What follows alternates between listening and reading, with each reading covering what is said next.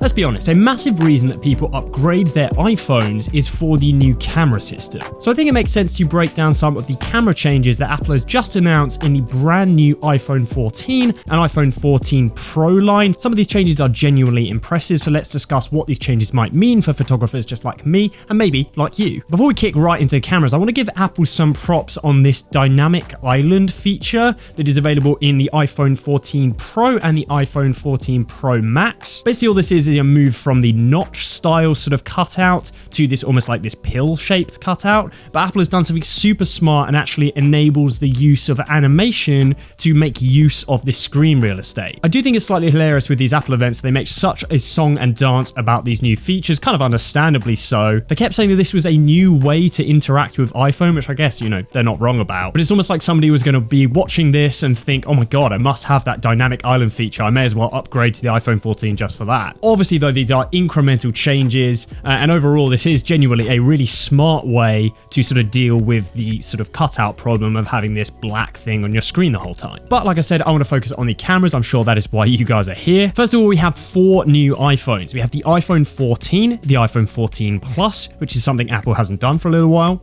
and then we have the iPhone 14 Pro and the Pro Max. This was kind of originally rumored, originally expected in terms of an iPhone line. Let's break down these first 2 phones, the iPhone 14 and the iPhone 14 Plus first, even though the real magic source in terms of the camera is happening in that Pro line, which of course we will discuss shortly. So in terms of sizes, the iPhone 14 and the iPhone 14 Plus are 6.1 inches in screen size and 6.7 inches respectively. The iPhone 14 and 14 Plus come with a dual camera system. Nothing new here, this is in line with the current iPhone 13, but the cameras have been improved. Both phones come with a new 12 megapixel main rear facing camera. This is a larger sensor than previously existed on the iPhone line, and also catches larger pixels, meaning aka better quality. Most crucially, there's also a new lens on this camera with a lower, faster aperture. This is an f1.5 lens. This is a very, very good thing because it means you're going to be getting more available light in your shots and more natural shallow depth of field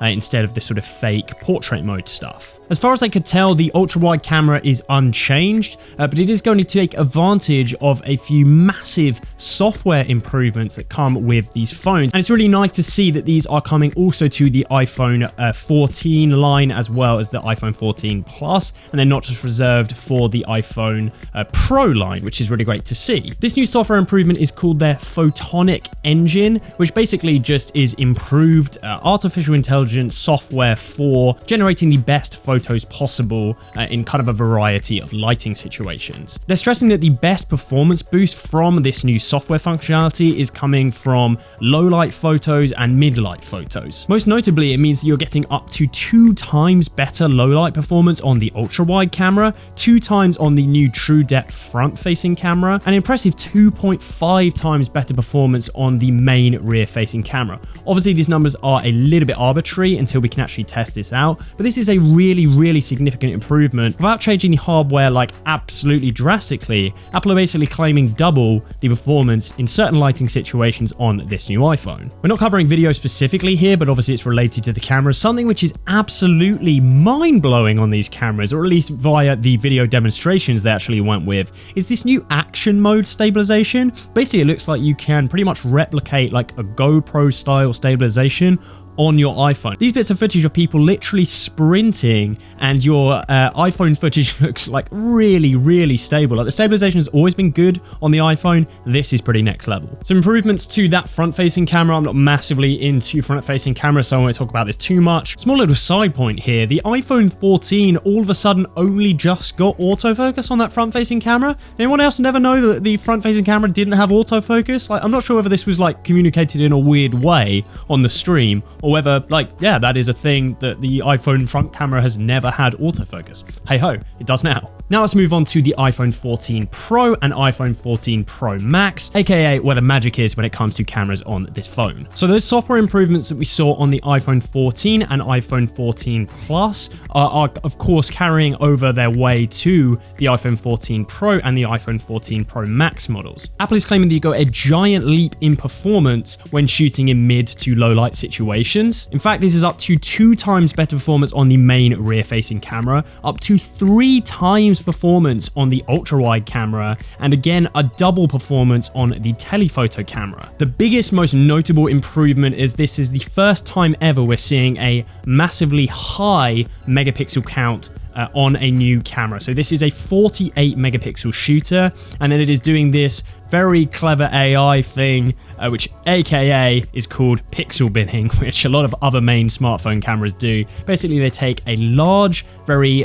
detailed shot and then oversample this into a lower resolution photograph. So you'll still be getting 12 megapixel photos out of this camera, but the main camera itself is shooting at 48 megapixels, and then they're sort of combining them into these things called like quad pixels or something similar. This is a really good process. It does mean you will be getting far better detail, far better results from this camera, and I absolutely cannot wait to test out this 48 megapixel rear facing camera. On this pro line of cameras, we're also seeing a new 12 megapixel ultra wide camera. I use the ultra wide camera an absolute ton on my iPhone, so I'm like super buzzed to see an actual new camera going in. I've talked about it a lot on the channel. I actually feel like the iPhone is the gold standard in terms of the quality of the ultra wide camera being very, very similar to the quality of the main rear facing camera. It's going to be interesting to see whether Apple can actually keep that up, given the fact that the main rear facing camera is now this oversampled 48 megapixel lens, and is the ultra wide and the telephoto then going to be significantly declined in terms of performance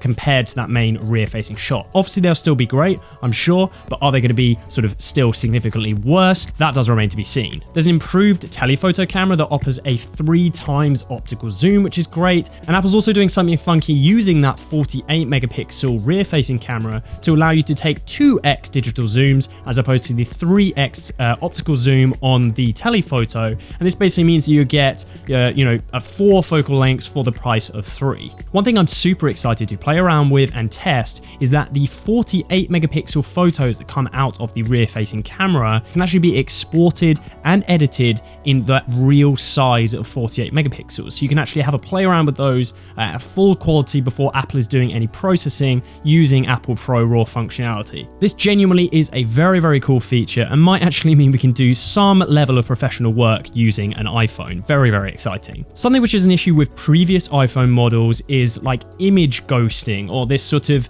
light halation that you get on pretty much any low light photo on an iPhone, or even sometimes any sort of daylight photos with artificial lights. If you own an iPhone, you will know what I'm talking about. There'll be times where you're taking a photo and you just always get these sort of light marks of refraction in your lens. Apple did not talk about or address this one. It remains to be seen how it's going to perform in the iPhone 14. As I mentioned right at the start of the video, the iPhone camera system is a big reason as to why people upgrade every single year. These changes are seemingly very, very strong for a camera upgrade or a yearly upgrade. Like the performance boost seemingly is going to be great coming from the iPhone 13 to the iPhone 14 and 14 Pro Max. Of course, I will be covering the camera extensively on the channel, so stay tuned for that.